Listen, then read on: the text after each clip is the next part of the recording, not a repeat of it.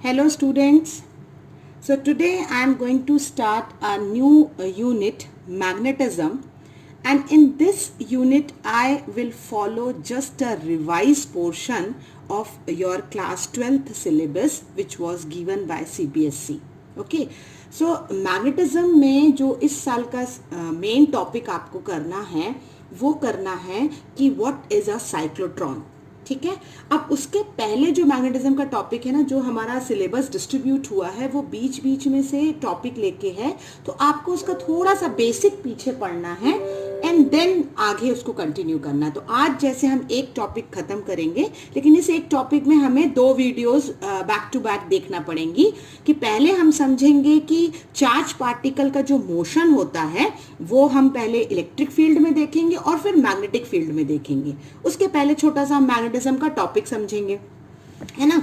जब हम इसके मोशन को स्टडी कर लेंगे तो मोशन को स्टडी करने के बाद हम जानेंगे कि आपका साइक्लोट्रॉन क्या डिवाइस है और वो कैसे वर्क करती है. तो आई डोंट थिंक कि मैग्नेटिज्म वर्ड आपके लिए नया है. Magnetism means what? It is a property by which you are getting the attraction और repulsion, isn't it? It is giving you the property of attraction and repulsion. जो magnet होता है वो आर्टिफिशियल भी होता है और मैनमेड भी होता है, करेक्ट. और जो मैग्नेटिज्म में आपको मैग्नेटिक फील्ड है वो दो, अगर आपके पास पोल्स हैं, सपोज आपके पास 2 पोल हैं जिनकी पोल स्ट्रेंथ m1 और m2 है और आपस में उनका डिस्टेंस r है, तो हमें कूलम ने ही मैग्नेटिज्म का लॉ भी दिया है कि directly proportional to the product of the pole strength and inversely proportional to square of distance between them. लेकिन यहाँ हम जो कांस्टेंट इंट्रोड्यूस करते हैं वो होता है μ/4 पाई m1 m2 upon r square. ये कूलम की मैग्नेटिज्म की फोर्स है जिसे आपको डायरेक्ट याद रखना है. Law of magnetism in law of coulomb in magnetism.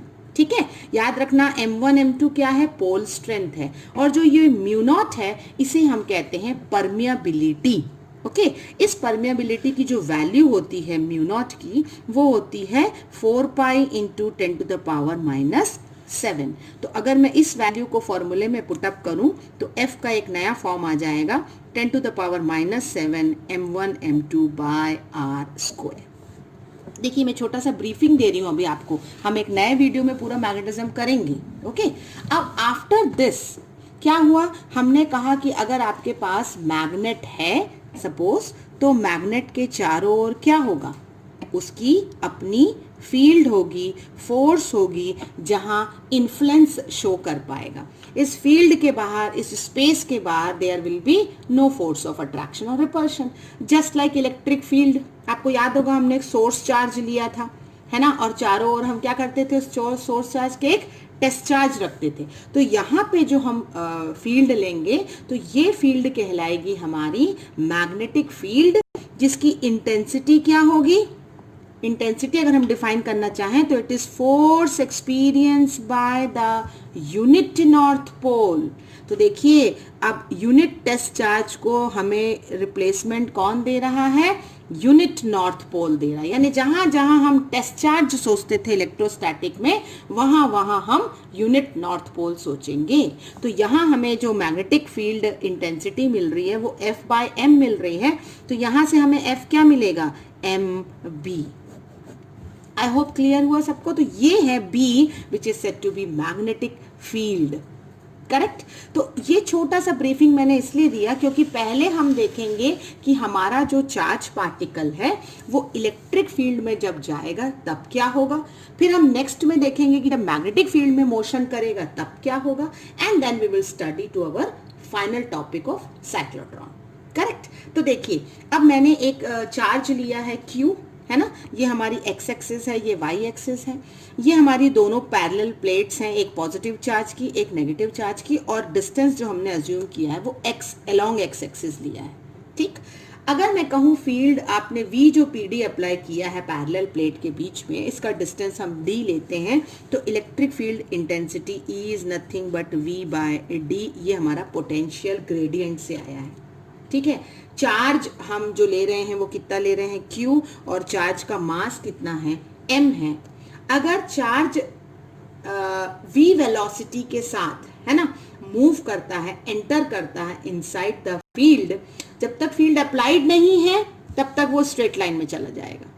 लेकिन अगर आपने फील्ड अप्लाई कर ली तो हमारा जो चार्ज है वो कैसा है, पॉजिटिवली चार्ज है। हमारा चार्ज कैसा है, पॉजिटिवली चार्ज है, तो ऑटोमेटिकली वो किसकी तरफ डिफ्लेक्ट होगा, प्लेट नेगेटिव चार्ज वाले की तरफ डिफ्लेक्ट हो जाएगा और अपने ओरिजिनल पाथ से कितना हट गया, वो y डिस्टेंस हट गया, उस तरफ मूव कर दिया। और उसकी वेलोसिटी कितनी है, उसकी वेलोसिटी जो है वो हमने कितनी अज्यूम करी है, v। तो जब हमने इलेक्ट्रिक फील्ड ऑन नहीं की थी तब वो अलोंग एक्स एक्सिस ट्रैवल करेगा। जैसे ही आपने पॉजिटिवली चार्ज पार्टिकल को वेलोसिटी v के साथ एंटर किया, स्विच ऑन हुई फील्ड, तो वो अपने पाथ से क्या करेगा, एक डिफ्लेक्शन शो करेगा। तो हमें यही निकालना है कि ये y कितना है, कितना वो अपने पाथ से अलग चला गया अलोंग y एक्सिस। तो हम बहुत सिंपल सी चीजें यूज करेंगे। t क्या होता है, time, that is nothing but distance upon velocity. Distance कितना है जो प्लेट के बीच का है, दैट इज x। वेलोसिटी कितनी है, v है। अभी मैंने आपसे कहा कि जब इलेक्ट्रिक फील्ड में चार्ज जाता है तो एक फोर्स फील करता है। तो जैसे मैंने आपको अभी बताया था ना, मैग्नेटिक फील्ड में कितनी करता है, F equal to M B, correct. तो इलेक्ट्रिक फील्ड में कितनी करता है, F equal to Q E. तो ये जैसे ही वो एंटर करेगा फोर्स फील करेगा। अब क्योंकि उसकी वेलोसिटी चेंज हो गई है जब फील्ड अप्लाई करी, तो यानी वो एक्सेलरेट हो गया है, F equal to M A. दोनों ही फोर्स हमारी चार्ज ने फील करी है, तो हम एक्सेलरेशन ए निकाल सकते हैं, that is Q E by M. This is the acceleration of your charge particle, correct. तो आपके पास चार्ज पार्टिकल का एक्सेलरेशन हो गया है, चार्ज पार्टिकल का टाइम है आपके पास। इनिशियली तो वो रेस्ट पर था, तो मैं कौन सी इक्वेशन लगाऊंगी, s equal to U T plus half A T square, जहां आपको s की जगह y मिलेगा, ये जीरो हो जाएगा, ये जीरो हो जाएगा, और ये होगा half Q E by M into T square, यानी x by V the whole square, है ना। सिंपल वैल्यू पुटअप कर दी तो मुझे y की एक नई इक्वेशन मिल रही है, Q E bye 2mv square. ये सारे टर्म आप देख रहे हैं कि कांस्टेंट है, into x square, correct. q is the charge, e is the field, m is the mass, v is the velocity. That means this complete constant term says that y is nothing but proportional to x square, and this is the equation of parabola.